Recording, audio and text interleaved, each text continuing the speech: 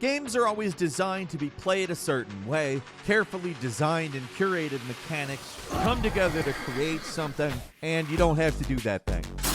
Not in every game, anyway. Hi, folks, it's Falcon, and today on gameranx, 10 games you can play the wrong way. Starting off with number 10, Marvel's Spider-Man Going for a Walk. The Insomniac Spider-Man games are well known for their over-the-top set pieces and high-flying action, but sometimes you just want to slow things down. Normally in these games, you're zipping around the city at fast speeds, and don't get me wrong, that is fun all by itself, but sometimes there's just something amusing about dropping down to street level and just moving as slow as the game allows. Gotta be honest, walking around on foot as Spidey, it can feel excruciatingly slow. It takes forever to get anywhere, especially if you're obeying like traffic laws and waiting for crosswalk signs to appear before crossing the street. It's especially painful when you're trying to cross a bridge. At this point, it's like, what am I even doing here? So walking around New York instead of swinging isn't something that you want to be doing all the time, but it's more like a thing you stop and do every so often.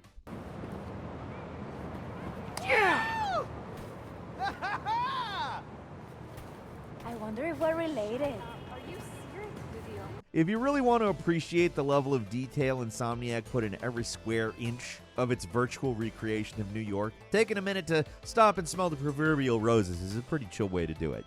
At 9, an all-deaths run in any Quantic Dream game. In theory, the goal of a branching narrative adventure is to get the best ending, or at least try to get the best ending. In many of these games, death is considered a fail state, not just a choice. It's the result of messing up a bunch of QTEs, so baseline, you're not really supposed to do everything wrong in these games on purpose, but yeah, it's fun. Fun to do.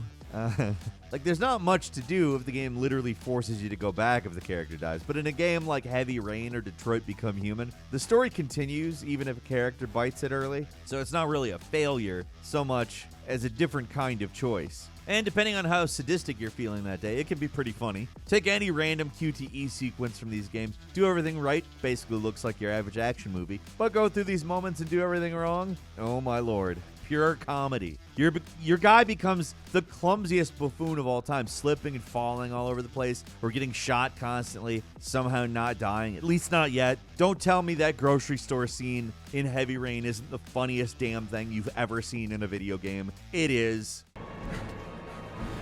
Hey man, where'd you go? There's no competition. It's brilliant. I'm talking about intentionally funny stuff, by the way, because it's not like Dr. Wowie. It's intentionally funny if you fail. There's just kind of a perverse sort of entertainment in playing these games wrong and getting everybody killed as soon as possible, especially if you're not already on board for their brand of over-the-top melodrama. At number 8 is Parkitect, Building Death Coasters, a classic. Take any amusement park management game like Roller Coaster Tycoon, Planet Coaster, or Parkitect, and instead of building a fun ride for your guests to enjoy, you build a death trap. A death trap that will kill them. Depending on the game, it can be a little more satisfying than others. I think Parkitect is especially enjoyable because they actually simulate physics. And not just physics of, like, the coaster, but your riders getting hurled off the tracks to their certain doom.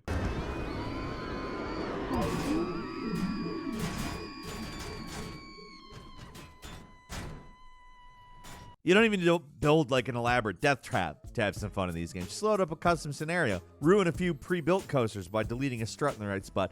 That's really all it takes to give any given coaster its dark magic run, so to speak. Sure, other management style games let you have fun by generating misery, like building an intentionally wrong city in City Skylines or something like that. But the death coaster is the most viscerally satisfying by a long shot. And number 7, being a law-abiding citizen in Grand Theft Auto. These games thrive on chaos, police chases, shootouts, violence. It's all crazy, over the top, and against the law. But some people want nothing to do with that, man. These are games where breaking the rules is the whole point. So, to follow the rules of the road, and yet all the other rules, it's kind of breaking the rules of Grand Theft Auto. Coloring in the lines in a Picasso simulator? You rebel. And to be honest, it's actually kind of difficult to do this in Grand Theft Auto. It's another one of the most common ways people people do choose to play a game wrong, though. Obeying the traffic laws, avoiding crime, it's basically impossible if you actually want to complete any missions. But if you're just going on a Sunday cruise, then sure, it can be annoying and difficult, but it's fun to try and exist in this world without driving around and being a maniac. Expect a lot of sitting around in traffic, though, because, yeah, especially in GTA 4. But there are plenty of open roads in GTA 5 to enjoy. Some people turn the game into a hiking simulator, and that's an even more placid way to play.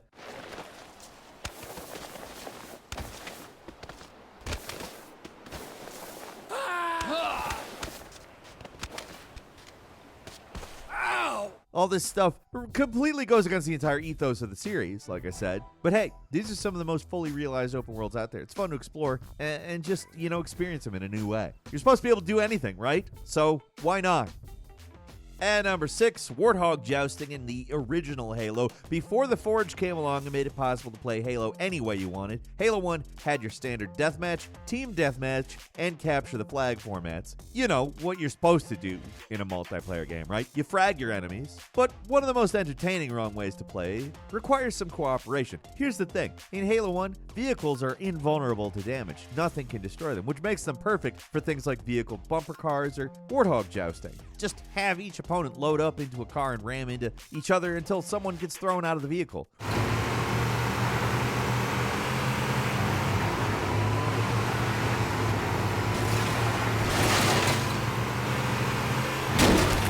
Rules vary from person to person, but for us being outside of the Warthog meant that you can get shot. Playing with rocket launchers was also a popular variant, but the basics to the whole thing was that everyone would load up into cars and ram them into each other for fun. Halo 2 made the unfortunate change of making vehicles take damage, and that was the end of Warthog jousting as we knew it, but it was fun while it lasted.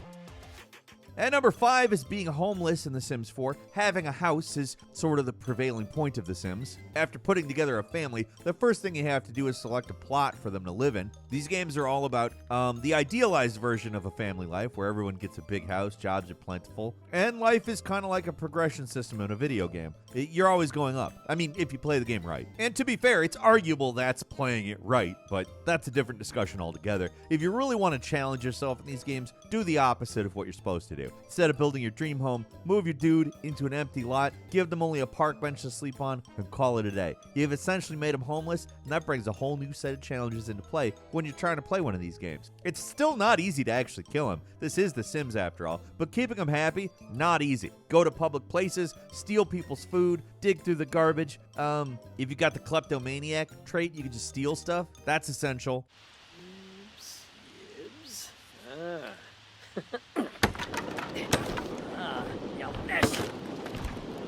No, you have to name. Wazusa? No! Woohoo!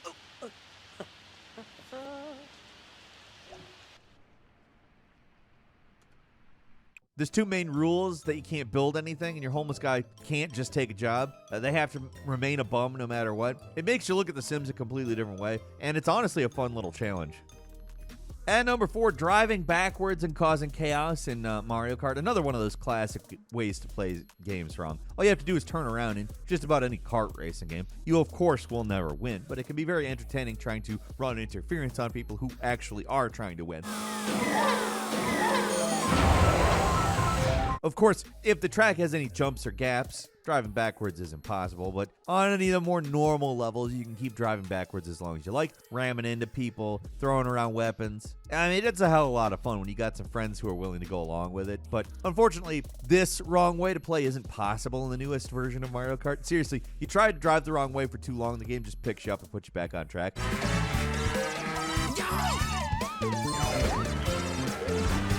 Kinda sucks. Pretty much any other game lets you drive against traffic as long as you want, but not Mario Kart 8. And number 3 is Age of Empires 2, the No Units Army. Another classic way of playing games wrong. Age of Empires is an RTS game that it's inexplicably still going really strong to this day. It gets multiple expansions a year. Another one just announced recently. It's a game that's just not going to die. How you're supposed to play is obvious. You build up a base, generate an army, then you clash with your opponent. It's always tempting in these types of games to avoid the combat part entirely, just turn it into a city builder. But this wrong way goes beyond even that. It goes in how you build up your defenses. A lot of them. Take turtling to an all-new level by never building a single soldier to actually fight. Just keep building defensive towers and more elaborate forms of defense. In most RTS games, completely impossible. Defenses are fairly weak overall, but not in Age of Empires 2. You may need to crank up the resource setting to max before the match starts, but it's totally possible to sea of walls and turrets that can withstand any and all attacks. It's extremely time-consuming and tedious, but it can be done, especially with the help of a few, make it a dozen or more monks to help convert the enemy to your cause.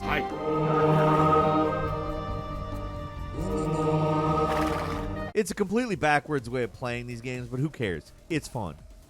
And number 2, not farming in Farm Simulator. A lot of the things I've listed so far involve people turning action games into boring, slow-paced slogs on purpose, while this entry is the total opposite. Normally in Farm Simulator, you're supposed to farm. Like, duh. What do you think you're going to do in Farm Simulator? It simulates farming, so you're going to farm, right? Well, not today. Farming involves a lot of tedious work that can... I don't know why we even bother with it, man. So let's drive into town, blow all our farming grant money on a little car, and go cruising.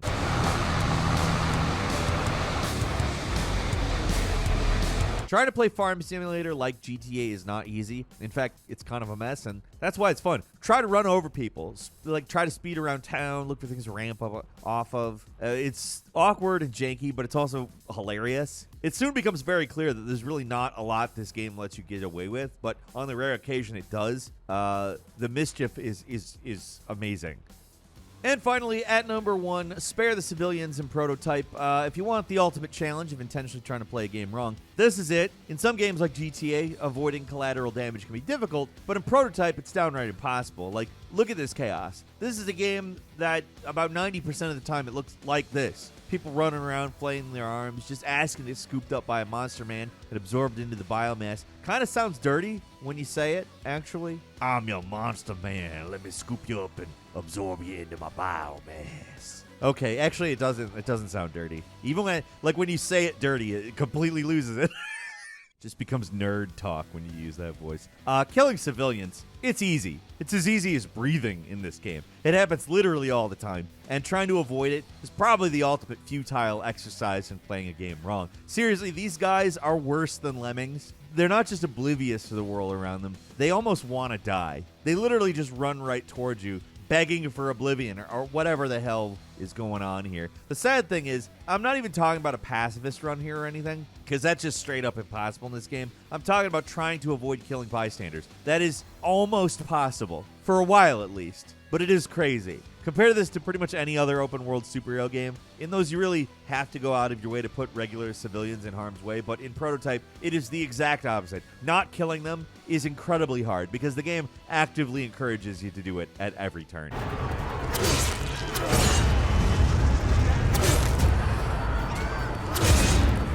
I have a quick bonus for you before we're done. The swordless run in Legend of Zelda. It's one of those wrong ways to play a game that's been around forever. A self-imposed challenge that's got a lot of staying power because it's really simple, yet very difficult. All you have to do is play the original Legend of Zelda without ever picking up the sword. In most of these games, you get a weapon automatically, but in the original, you had to go into that first cave to get a sword, but you don't actually have to do that. It's just as easy to walk away and play the rest of the game weaponless. I mean, the weaponless part isn't easy. It's as easy to not go into the cave as it is to go into the cave.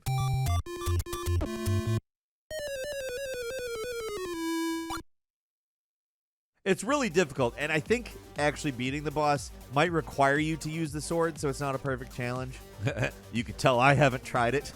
But the rest of the game is completely possible to get through without using your standard weapon at all. It's a popular one with Zelda Masters, one of the easiest examples I can think of where people would intentionally play the game wrong just to amuse and challenge themselves. That's all for today. Leave us a comment. Let us know what you think. If you like this video, click like. If you're not subscribed, now's a great time to do so. We upload brand new videos every day of the week. Best way to see them first is, of course, a subscription, so click subscribe. Don't forget to enable notifications, and as always, thank you very much for watching this video. I'm Falcon. You can follow me on Twitter at Falcon the Hero. We'll see you next time right here on gameranx.